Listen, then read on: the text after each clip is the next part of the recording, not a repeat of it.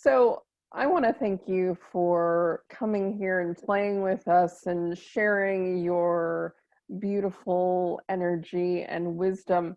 And I'm sure more people are curious about you who may not have experienced you before. So tell people a little bit about how you like to play in the world, what your way of being is, and how they might connect to you. Mm. Oh, since I was a little boy, I've always been fascinated by magic. I've always believed in magic. Living in this world of magic, living in this world of innocent creation. And when I was about 10 or 11, more or less, this is this stage between a child and a teenager. So it's in between two cycles. And right in the middle is when the Harry Potter books came out. So for many of us in the West, especially, we come to a point where we shift out of this world of magic and we come into reality. Mhm. I'm so fortunate and so blessed that these books found me because these characters were more or less the same age, and this allowed me to nurture this perspective, nurture this openness, continue to cultivate this belief that magic is real. And when I was about 16 or 17, somebody told me about meditation. I didn't really know what it was. I'd heard about it kind of, and I explored it a bit. And eventually I ended up meeting one of my mentors, Christelle Chupard, who, again, is another believer in magic and spent the last almost 3 decades studying with indigenous peoples, native peoples all over the world, Australia, Asia, South America, Central America, North America, and seeing that these people live in the real reality with the capital R. So I began to explore spirituality and feeling, yeah, I knew there was something more to life. I knew there was something more to reality with a lowercase r. And this confirms it. This confirms that reality with a capital R does exist, has always existed, and now, poof, I'm plugged back in. If I could put it in one word, it is awaken. I had this opportunity to awaken. But this is not a static word. This word is dynamic. This word is a process. This word is an evolution and an unfolding. This path of awakening. And as I start to awaken, my friends started to notice something was changing. I was behaving differently. I was speaking differently. I was living differently. Many lifestyle habits I had before just didn't call my attention anymore. And I start to explore a more natural way of living, an organic way of living. And had the opportunity to train with Christelle and learn how she works with people, how she supports people to awaken with this methodology that is based on the 5 elements of nature. So for me, such an alignment there. And seeing that in this perspective of this methodology, each one of these elements represents a certain aspect of our life, where the air element is more about our way of thinking, our beliefs, which beliefs are supporting us, which beliefs are limiting us and maintaining us in a contractive state of living. The fire element is more about our action, how we behave, how we activate our energy, this sense of motivation and spark. Connecting deeper with the water element, which is the chance for us to be in the space of intuition and relationships. Connecting with our emotions, connecting with my emotions. I get to connect deeper with the earth element, which is my physical body.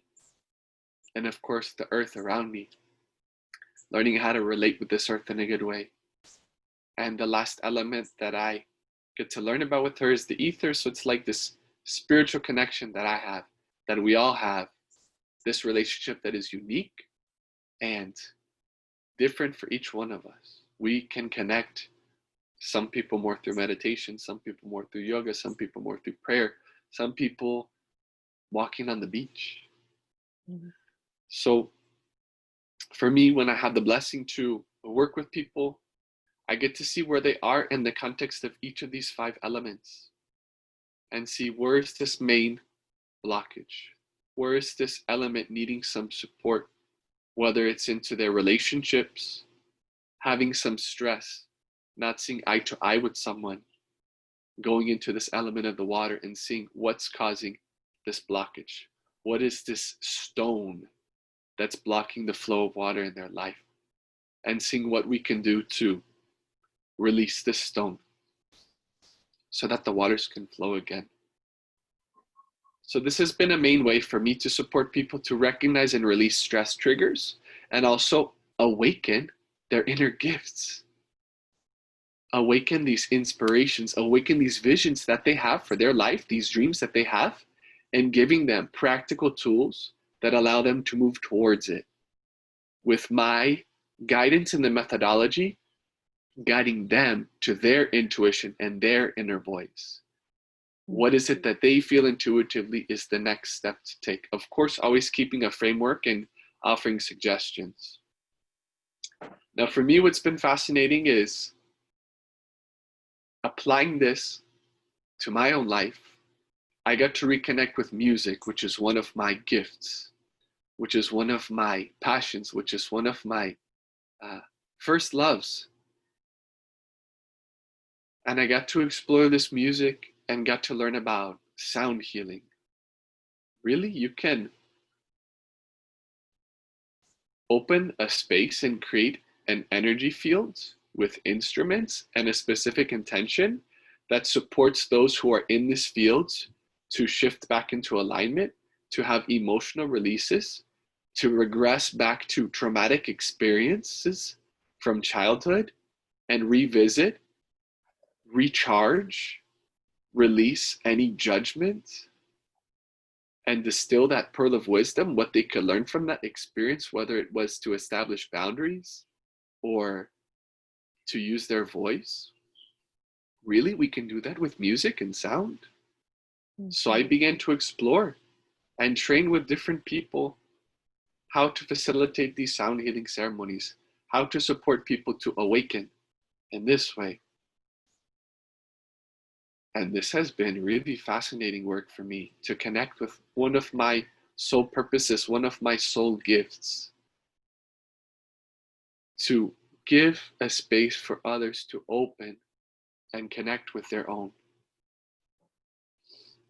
So I feel very fortunate that my life, my inspiration from the center of my being, has blossomed to allow me to connect with different modalities that have allowed me to support people to have transformation in their life, to alchemize their experiences, to see what they're not seeing, and to feel home in their bodies again, to reconnect with this intuition, to reconnect with this sovereignty, and to give them the tools so that they can stand on their own 2 feet and move in the direction that inspires their hearts.